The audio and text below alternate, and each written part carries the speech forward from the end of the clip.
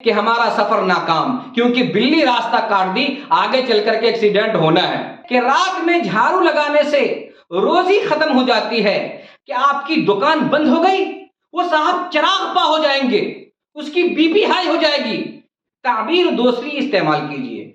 جبکہ نفع نقصان کا مالک صرف اور صرف اللہ کی ذات ہے۔ اللہ کے علاوہ اس روئے زمین پر کوئی نہ رائی کے دانے کے برابر نفع کا مالک ہے نہ نقصان کا مالک ہے۔ حامدا و مصلیا اما بعد، حضرات سامعین کرام و ناظرین اعظام،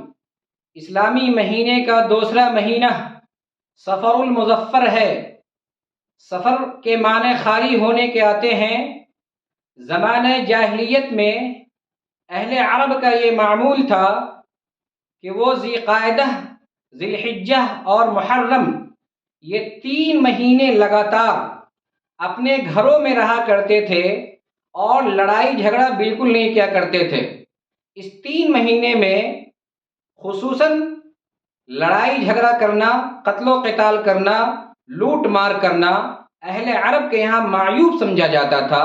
اور اس بنیاد پر وہ یہ 3 مہینے لگاتار اپنے گھر میں رہا کرتے تھے۔ جیسے ہی محرم کا مہینہ ختم ہوتا اور سفر کا مہینہ شروع ہوتا، لوگ اپنے گھروں سے نکل کر کے چلے جایا کرتے تھے لڑائی کرنے، جنگ و جدال کرنے، قتل و قتال کرنے، مار پیٹ کرنے، نوچ کھسوٹ کرنے، لوٹ مار کرنے کے لیے۔ جب یہ گھر سے نکل کے جایا کرتے تھے تو ان کے مکان خالی ہو جایا کرتے تھے، اسی لیے اس مہینے کا نام سفر المکان، سفر رکھا گیا، یعنی مکان کا خالی ہونا۔ ظاہر سی بات ہے جب گھر سے نکلیں گے تو مکان خالی ہوگا، اور جب جائیں گے لڑائی کرنے کے لیے، قتل و قتال کرنے کے لیے، جنگ و جدال کرنے کے لیے، لوٹ مار کرنے کے لیے، تو ظاہر سی بات ہے کہ مقابلہ ہوگا تو نقصان جانبین سے دونوں طرف سے ہوگا۔ جب اس کا نقصان ہوتا تھا،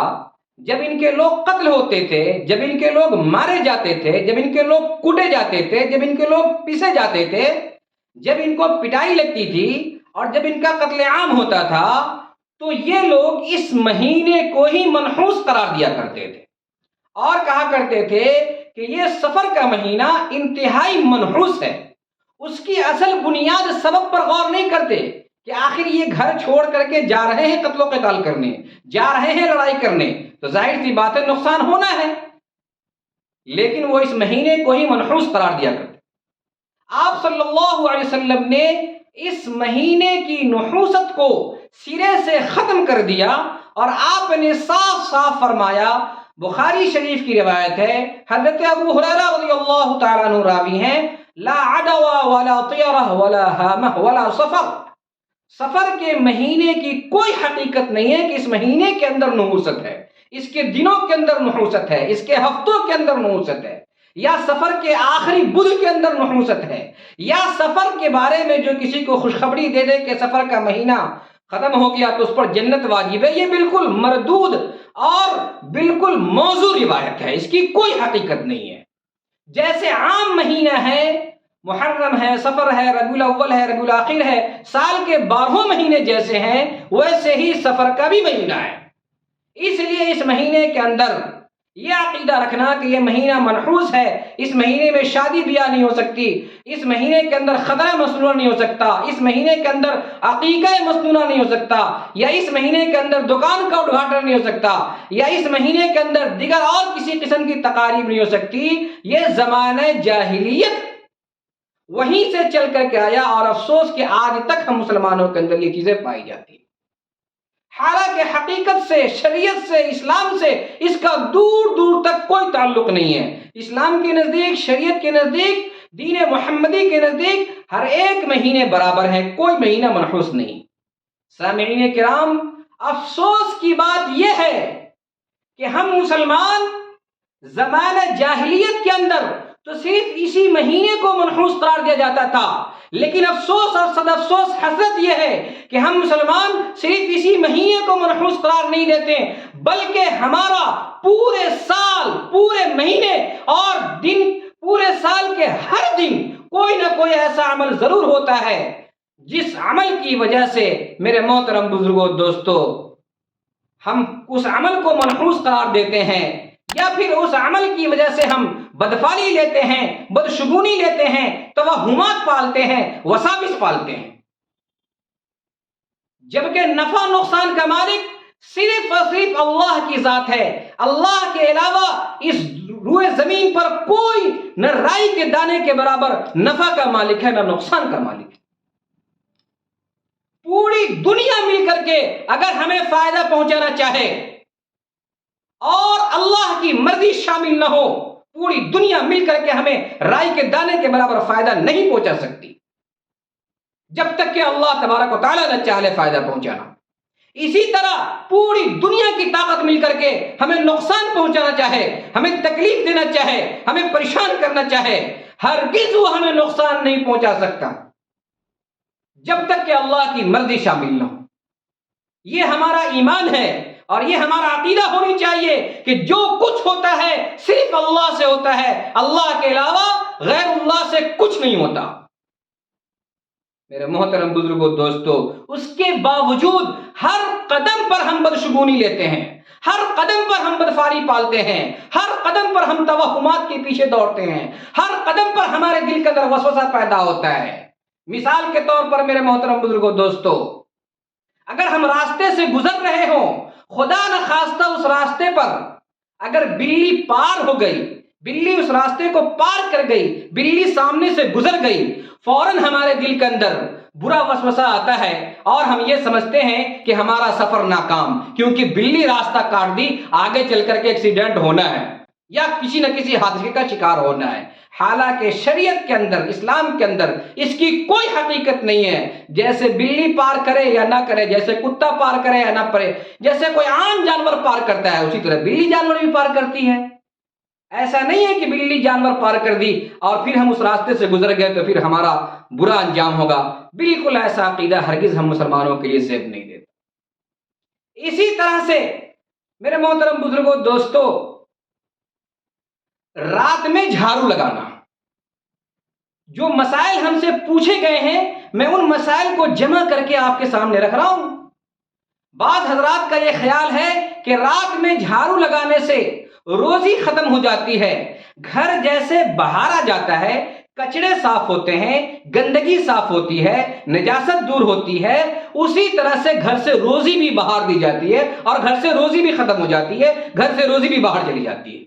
حالانکہ شریعت سے, اسلام سے اس کا کوئی تعلق نہیں. 24 گھنٹے میں آپ جب, جس وقت, جس دن جب چاہیں آپ جھاڑو دے دیں. شریعت میں کبھی کوئی منع نہیں ہے کہ کس ٹائم جھاڑو دینا ہے یا کس ٹائم جھاڑو نہیں دینا ہے. جب چاہیں آپ جھاڑو دے سکتے ہیں, باقی آدھا ایمان. اسی طرح سے میرے محترم, دکان بند کرنا. اگر کسی صاحب کو آپ کہہ دیجئے کہ آپ کی دکان بند ہو گئی, وہ صاحب چراغ پا ہو جائیں گے, اس کی بی پی ہائی ہو جائے گی, گویا کہ آپ ایک طرح سے اس کو بد دعا دے دیے, کیونکہ ہماری دکان بند ہو گئی تو پھر ہم کھائیں گے کہاں سے, ہم پیئیں گے کہاں سے, ہم بزنس کہاں سے کریں گے, تجارت کہاں سے کریں گے. نہ نہ نہ, یہ لفظ مت کہا کیجئے. اگر کہنا ہی ہے تو آپ یوں کہیے کہ آپ کی دکان بڑھ گئی, تعبیر دوسری استعمال کیجئے. میرے محترم, شریعت کا اس مسئلے سے کوئی تعلق نہیں ہے. آپ دکان بند کر دیجئے یہ بولیے, یا دکان میں تالا لگ گیا یہ بولیے, یا شٹر ڈاؤن ہو گیا یہ کہہ لیجئے, یا کچھ بھی تعبیر استعمال کیجئے. اس سے آپ کی بزنس کو, آپ کے تجارت کو, آپ کی دکانداری کو, آپ کے خرید و فروخت کو, آپ کے بیشرا کو کوئی فرق پڑنے والا نہیں. ایسا نہیں کہ دکان بڑھنا سے تعبیر کر دیا تو آپ ایک راتوں رات ارب پتی اور خرب پتی ہو جائیں گے, اور دکان بند کرنا کہہ دیا تو پھر آپ کاسہ گدائی لے کر کے روڈ پر بھیک مانگنے کے لیے آ جائیں گے. اسی طرح سے اگر پہلا کوئی گراہک آیا ہمارے پاس, خدا نخواستہ وہ ادھار مانگ لیا, پھر ہمارا عقیدہ کیا بنتا ہے